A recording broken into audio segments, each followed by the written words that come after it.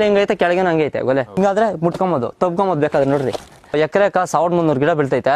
ಒಂದು ಗಿಡ ಬಂದು 13 ರೂಪಾಯಿ. ಕೋಳಿ ಫಾರ್ಮ್ ಗೊಬ್ಬರ ಹಾಕ್ತಾರೆ ಏನಾಗ್ತೈತೆ ಅಂದ್ರೆ ಸದ್ಯಕ್ಕೆ ದಮ್ ಕೊಡ್ತೈತೆ. ಒಂದು 6 ತಿಂಗಳು 5 ತಿಂಗಳು ನಾಟಿ ಗೊಬ್ಬರ ಹಾಕಿದ್ರೆ ಕರೆಕ್ಟಾಗಿ 4 ಬೆಳೆ ಬೆಳೆಯೋದು. ತಾಕತ್ ಹಂಗೆ ಇರ್ತೈತೆ.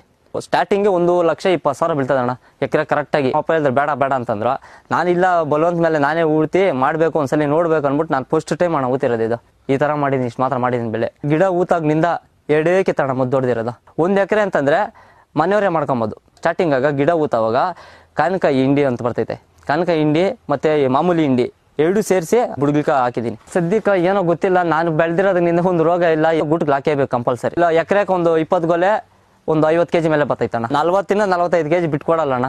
ರೇಟ್ ಬಾಳೆಗೊಲೆ ಏನೈತೆ ಅಂದ್ರೆ ರೇಟು 45ರಿಂದ 50 kg ಬರ್ತೈತೆ ಒಂದು ಗೊಲೆ.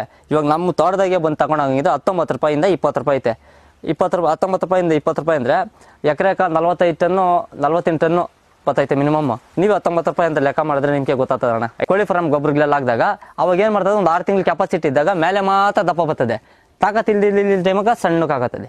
ಇವಾಗ ನೋಡ್ರಿ ನೀವೇ, ನಿಮ್ಗೆ ಗೊತ್ತು ಮೇಲೆ ಹಿಂಗೈತೆ ಕೆಳಗೆ ಹಂಗೈತೆ ಗೊಲೆ. ಹಿಂಗಾದ್ರೆ ಮುಟ್ಕೊಂಬೋದು ತಬ್ಕೊಂಬೋದು ಬೇಕಾದ್ರೆ ನೋಡ್ರಿ ಶ್ಯಾಮ ಹಿಂಗೈತೆ. 2-3 ತಿಂಗಳಿಗೆ ತಿರ್ಗಿ ಅದೇ ಗೊಬ್ಬರ ಆತೈತೆ. ಆಟಕ್ಕೆ ಅದು ಇನ್ನೂ ತಾಕತ್ತಾಗಿರ್ತೈತೆ.